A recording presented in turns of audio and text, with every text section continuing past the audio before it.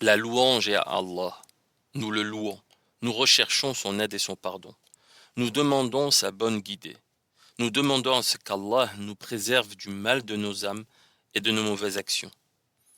Celui qu'Allah guide, nul ne l'égare. Et celui qu'il égare, nul ne le guide. J'atteste qu'il n'y a de divinité véritable qu'Allah, l'unique, sans associé. Et j'atteste que notre maître, notre bien-aimé et notre guide Mohammed est son serviteur et son messager, son élu et son bien-aimé. Que la paix et la bénédiction d'Allah soient sur lui aussi longtemps que la terre et les cieux existeront. Cela étant dit, que la paix et la miséricorde d'Allah soient sur vous. Le sujet que nous allons aborder est les règles juridiques liées à l'intention, le suhour et la rupture du jeûne.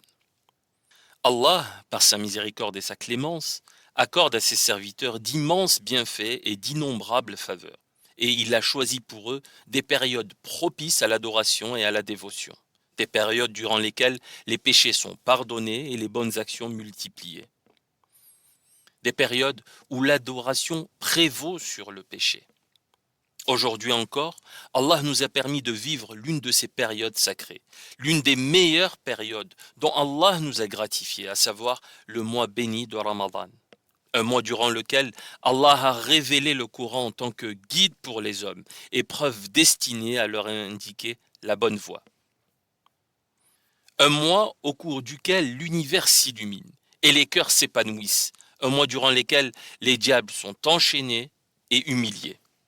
En effet, le prophète paix et bénédiction sur lui a dit « Lorsque la première nuit de Ramadan arrive, les diables et les djinns rebelles sont enchaînés. Les portes de l'enfer sont fermées, sans qu'aucune ne se réouvre, tandis que les portes du paradis sont ouvertes, sans qu'aucune ne se referme. Un héros s'écriera « Ô toi qui aspires au bien, accours! Ô toi qui cherches le mal, cesse tes agissements. » Et Allah affranchit de l'enfer certains de ses serviteurs. C'est un mois qui revient chaque année, afin de rassasier nos âmes assoiffées et leur permettre de se rapprocher de celui qui absout les péchés, le maître du jour dernier. Il revient pour éveiller en nous la volonté d'œuvrer dans le bien et de nous éloigner du mal et du péché. Il revient pour ancrer dans le cœur des croyants le vrai sens de la bienfaisance et de la bonté, pour combler de bonheur les musulmans du monde entier et les débarrasser de leur attachement excessif aux richesses éphémères et aux jouissances matérielles de courte durée. C'est un mois qu'Allah a enjoint de jeûner à partir de la 2e année de l'émigration de notre prophète bien-aimé. Il dit, exalté soit-il, c'est en ce mois de Ramadan que fut révélé le Coran en guide pour les hommes vers la voie juste et comme preuve évidente de la bonne orientation et du discernement. Quiconque alors est présent en ce mois, qu'il le jeûne. Le prophète, paix et bénédiction sur lui, le jeûna donc durant 9 années et le compta parmi les 5 piliers de la religion immaculée lorsqu'il dit, paix et bénédiction sur lui, l'islam est bâti sur 5 piliers. L'attestation qu'il n'y a de véritable divinité qu'Allah et que Mohammed est son serviteur et messager, l'accomplissement de la prière, l'acquittement de la zakat, le jeûne de Ramadan et le pèlerinage à la maison sacrée d'Allah pour ceux qui en ont les capacités. Il nous incombe donc, chers frères et sœurs, de jeûner ce mois en soumission à notre Créateur et conformément à la tradition de notre noble prophète, afin d'atteindre la piété comme Allah nous l'a stipulé en disant « Ô les croyants, il vous a prescrit le jeûne, as-siyam, comme il a prescrit à ceux d'avant vous, ainsi atteindrez-vous la piété. » Mais pour ce faire, il convient de respecter certaines règles que nous allons évoquer par la permission d'Allah dans cette intervention. Tout d'abord, la vision du croissant de lune naissant. La première règle consiste à s'assurer de la vision du croissant de lune naissant, marquant l'entrée du mois. En effet, le mois de Ramadan fait partie du calendrier lunaire, qui se compose de 12 mois et qui se base sur les phases cycliques de la lune. Par conséquent, l'entrée du mois de Ramadan, comme tous les autres mois lunaires, s'établit initialement par la vision du croissant de lune naissant. D'ailleurs, la tradition prophétique l'a clairement indiqué. Dans un hadith, le prophète paix et bénédiction sur lui dit « Commencez-le, c'est-à-dire le mois de Ramadan, en le voyant, c'est-à-dire le croissant de lune, et cesser le mois de jeûne en le voyant. Et si le croissant demeure invisible, complétez 30 jours dans le mois de Sha'ban. Hadith rapporté par l'imam al-Bukhari. Il dit aussi dans un autre hadith, paix et bénédiction sur lui, le mois est constitué de 29 jours.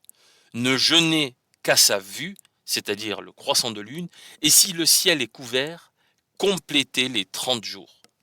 Ainsi, le prophète, paix et bénédiction sur lui, ne commençait le jeûne du mois de Ramadan que si on avait réellement vu le croissant de lune naissant.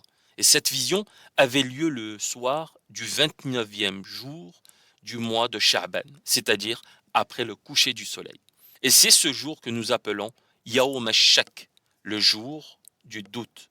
Mais si toutefois la vision est obstruée par des nuages, le prophète, paix et bénédiction sur lui, achevait les 30 jours du mois de Sha'ban avant de jeûner. Il est donc bon de rappeler ici qu'il est formellement interdit de jeûner 1 ou 2 jours avant l'entrée du mois, sous prétexte de doute ou par précaution.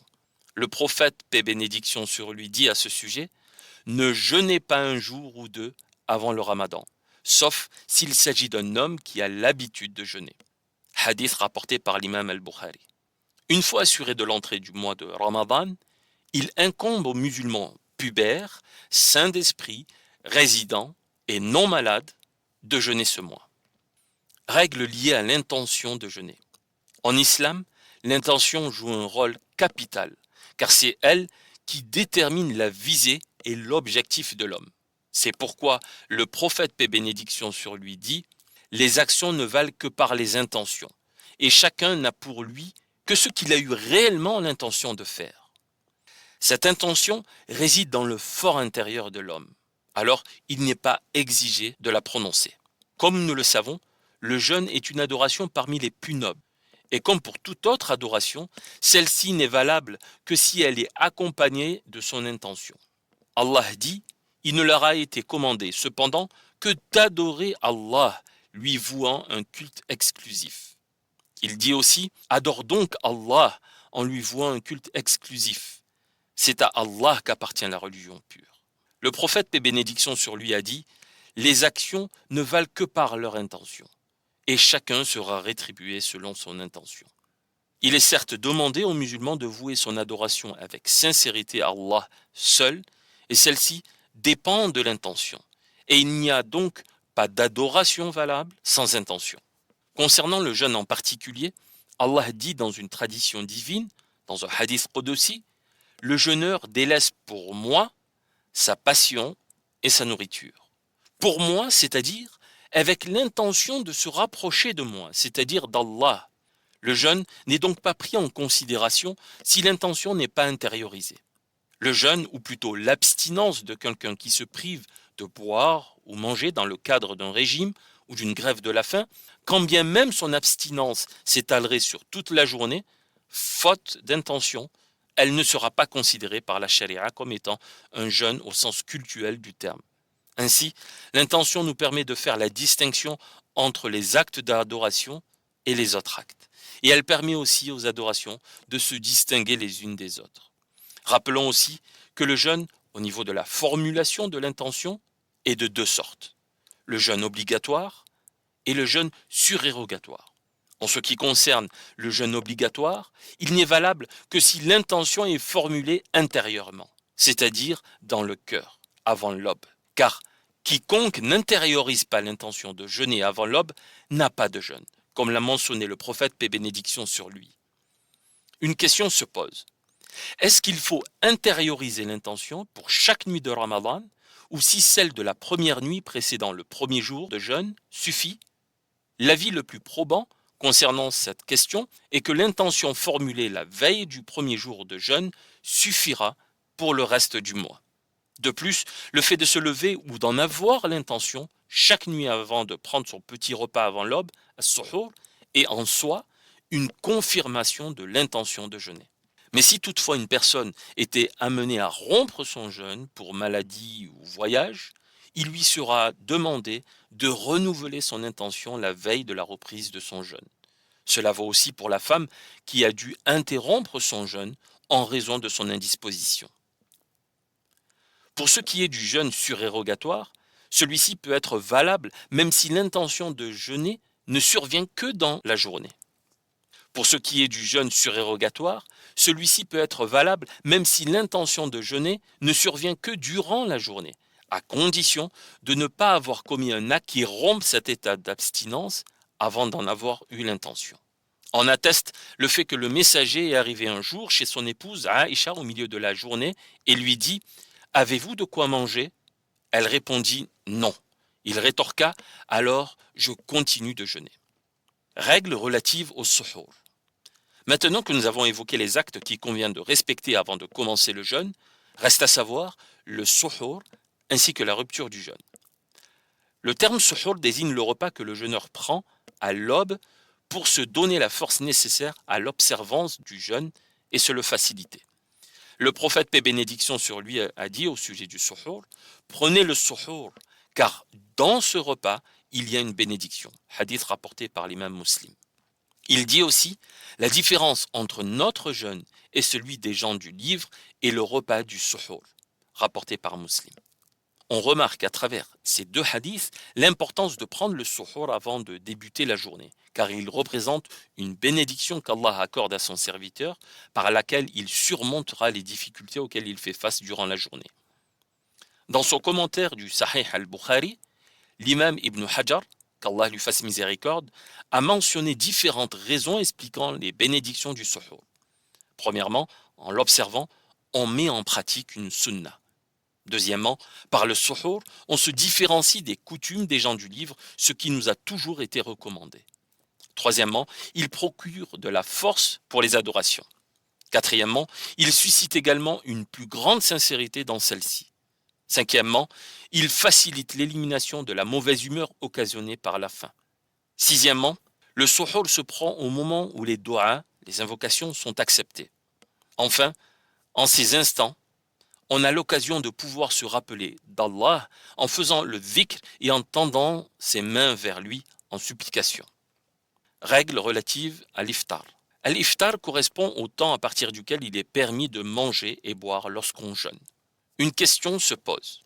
Est-il permis de retarder la rupture du jeûne? Le prophète, paix et bénédiction sur lui, disait à son sujet « Les gens ne cessent d'être dans le bien tant qu'ils hâtent la rupture du jeûne ». Hadith rapporté par Muslim. Aïcha fut questionnée quant à deux compagnons. L'un d'entre eux hâte la rupture du jeûne et la prière du maghrib, alors que l'autre retarde les deux. Elle dit « Qui hâte le maghrib et la rupture ?» Il lui fut dit « Abdallah ibn Mas'ud ». Elle dit alors « C'est ce que faisait le messager d'Allah ». Hadith rapporté par Muslim. Et Allah est le plus savant. Ô Allah, prie sur Mohammed et la famille de Mohammed, comme tu as prié sur Ibrahim et la famille d'Ibrahim, tu es le seul digne de louange, le glorieux. Seigneur, fais que le noble Coran soit le printemps de nos cœurs, la lumière de nos poitrines, la consolation de nos tristesses et le soulagement de nos soucis et de nos malheurs. Ô Allah, aide-nous en ce mois-ci à observer le jeûne, à accomplir les actes de piété et à veiller la nuit du destin avec foi et dévotion. Permets-nous durant ce mois d'éviter les erreurs et les péchés. Pourvois-nous en ce mois-ci de la faveur de t'invoquer et de te remercier continuellement par ton concours au guide des égarés. Ô Allah, fasse que nous soyons au nombre des affranchis de l'enfer durant ce mois béni, et que tes prières et ton salut soient sur ton serviteur et prophète Mohammed, ainsi que sur sa famille et l'ensemble de ses compagnons. Nous concluons cette émission en vous donnant rendez-vous demain à la même heure, Inch'Allah. Soyez au rendez-vous, et que la paix et la bénédiction d'Allah soient sur vous.